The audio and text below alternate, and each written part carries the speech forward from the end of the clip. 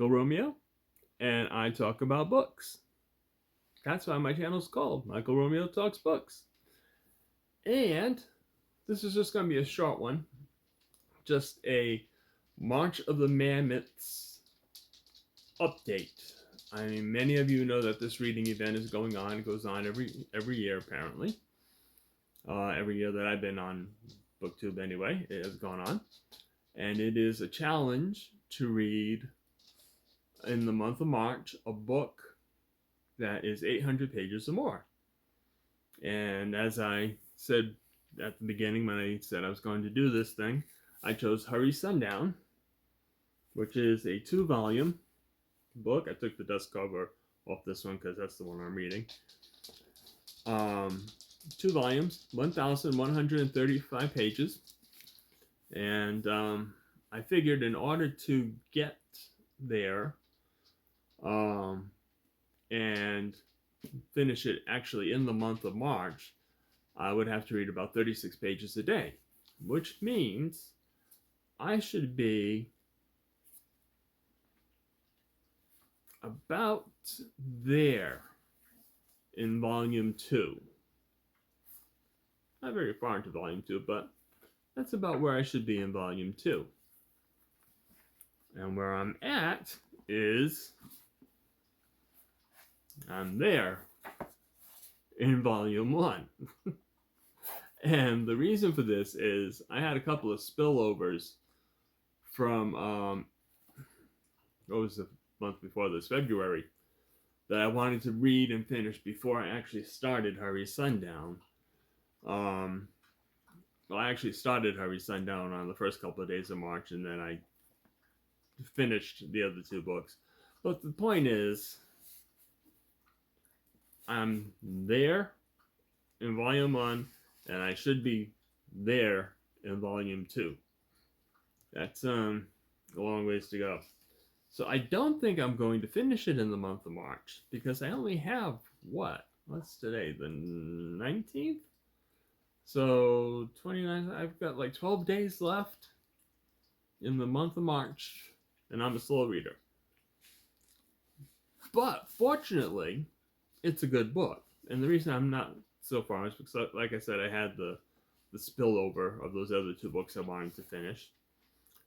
But I also was ill a couple of days. When I'm ill, I just don't like to read when I'm ill. Yeah, so I'm going to finish it maybe in April, maybe in May. I've got a special project coming up in April, which is probably going to defer this reading a little bit. So I sheepishly present my backlog. So March of the Mammoths, and the thing is, I love thick books. I mean, this is the notion of reading something this thick does not intimidate me. It excites me. Come on, come up, Trav. Come on. Come on up. Come on up, Travis. There we go. Okay, settle down. No, that's not a treat. That's my remote. Okay, we're getting crowded here. Settle down. Yeah, your sister's telling you to settle down too. Okay. Alright, so now Travis is settled down. Okay, so I'm going to finish Hurry Sundown, I'm sure, because it is good. I'm enjoying it.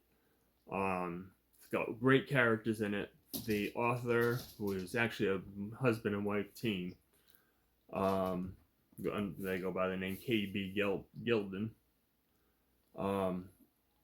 They have a flair for dialogue.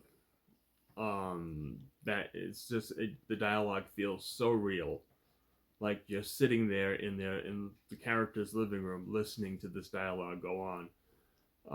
It is that well written.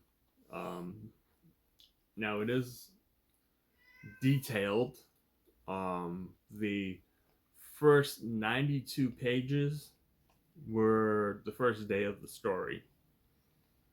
And now I'm at 100 and something, 140 pages, and I'm at the still in the second day of the story. It's kind of reminding me of James Clavell's Noble House, which is about this thick, and it covers in 6 days. So I don't know if that's what this is going to do, but yeah, tension is building in the story. It's about these local people who are caught up in the workings of high corporation. It's just after World War II, and while these two guys have been fighting in the war, a family and a company have been developing the land and buying up all the plots of land and turning it into this high dollar development. But the two men that have just returned from World War II and that come back home, they own connecting acreages of land that split the development in half, and neither one wants to give up their home. They're not convinced that taking the money for their property and starting a new life somewhere else is what they want to do. They want to stay where they are, and it's creating some tension. There's also racial tension. One of the families is white, one of the families is black. And again, this is the Deep South, just after World War II. So the civil rights movement is in its infancy at this point. And so that adds more tension to the story. And I'm enjoying it. And I'm looking forward to finishing it.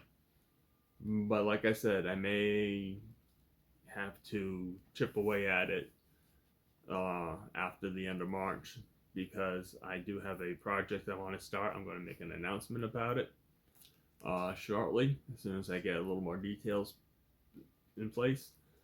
And so I'm going to ask people to join my project if they want to join the project. So that's coming up. Wait with the anticipation, because it's coming to a theater near you. Probably a cell phone or whatever you watch on. But Hurry Sundown, so far I can recommend it. If you want to read it, which I hope you do, you have to get it from a secondhand place, because it is totally out of print and it's not electronically available. Don't cheat by watching the movie, but though the movie is very good, the book is turning out to be even better than I remember the movie being. So that's it. That's my March of the Mammoths update. That's where I'm at with it. And I like that when chapter and verse set this up, he didn't insist that those who participate finish their Mammoth book in the month that they started. That it's okay to finish it later in the year. I think he even said that he had one that he didn't finish until December, but he did finish it. And folks, really don't be intimidated by large books. They are just deeply told stories with lots of characters and lots of happenings, and they usually transport you. Come on, baby. Come on. There we go.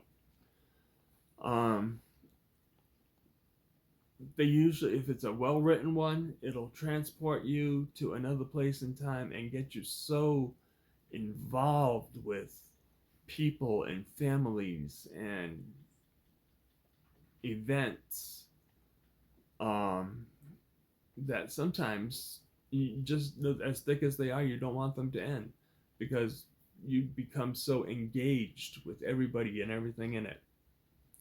So that's my March of the Mammoths update and my plug for reading good long books.